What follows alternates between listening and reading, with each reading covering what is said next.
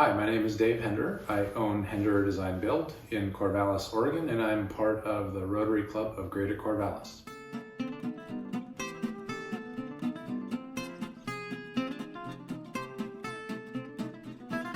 Some things that I like to recommend are thinking about how long a company has been in business. Maybe a newer company, not necessarily a bad thing. We all start somewhere, but you learn as you go in this industry. And so I feel like we've made most of the mistakes there are to make over the 26 or so years we've been in business. We have a pretty good track record of taking care of our clients.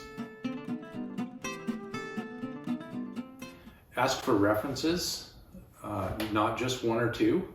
We typically hand out a page full of references and check those references to find out the good, the bad, and the ugly.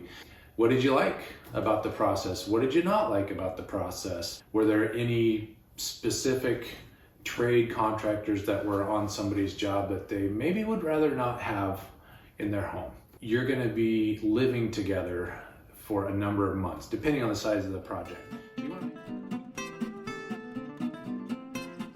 The type of project that you're undertaking, make sure that the contractor that you're interviewing has a good track record of building those projects and has figured out maybe some of the nuances of how to pull off a certain type of project. How often they communicate is very important. If you send an email or a text or a phone call out and you don't hear back for a few weeks, maybe that's not a great thing. We find that communication is vitally important to our success and the success of a project, from design all the way through completion of a project, and then after a project is completed as well. You know, is it a one and done? Okay, we're done with the project, they've got my check, and now I need something taken care of and they don't take care of me. Not a real good indicator maybe of a company that I would want to work with. There's kind of this thinking out there that you got to get 3 bids. I actually disagree with that. I do recommend interviewing multiple companies, get a feel for how they are to work with, and really go with who you feel most comfortable with. You should always talk about budget. You should always talk about timeline. Make sure that you're on track or in the same ballpark, but really until a project is fully developed in design, the final number cannot be completed.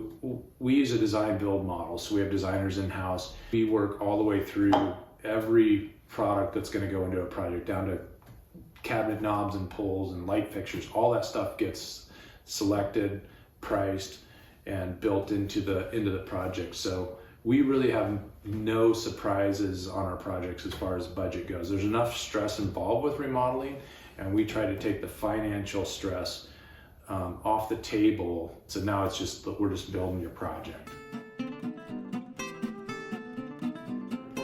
Make sure you have a written contract for your project with a payment schedule and at least a rough idea of how long your project is going to take. If anybody asks for 50% down to start a project, in my mind, that's too much. It's too easy for someone to take the money and run, and you'll see those stories on 2020, and you don't want to end up there. A reasonable payment schedule is important, and just kind of knowing when you're going to be expected to write checks. Production schedule is also very important. We put together a fixed schedule, and we generally hit those schedules. There are starting to be some supply chain issues which can affect that a little bit, but for the most part, we hit our schedules, and so within days of a project schedule. And we have multiple people managing that. So our production manager puts together the initial schedule, and then the project manager, who's on your project day to day, they manage that schedule. So yeah, there's a lot of talk in the news about material costs right now. Some of them are through the roof. What we used to pay about $20 for a sheet of plywood, they're now over $60. Studs are anywhere from $7 to $9. And yeah, they're at an all-time high, but it's not sustainable. They can't stay there forever. Will they come down to where they once were? Probably not. From what I've been reading, we're expected to see the current pricing through the summer and into fall, and maybe next winter we might see a bit of a dip back to whatever norms are. Fortunately, most of our projects are remodels. We're not buying $50,000 lumber packages for a kitchen remodel. Most of the job cost is in labor, whether it's carpentry labor, plumber labor, electrician, so on and so forth. It's labor. That's the big number. If we're building a new home, yes, it certainly is going to have an effect on that, but on most of our remodels, not so much. I would say the favorite part of my job is just getting to know all the people that are involved. Our staff, the designers, I love working with the designers, trade contractors, the suppliers, our clients, love getting to know our clients. We really do become friends through the process. And so that's probably the favorite part of my job for me. If you want to check us out online, our website is hendererdesignbuilt.com, and you can also find us on Facebook and Instagram. Thanks for listening.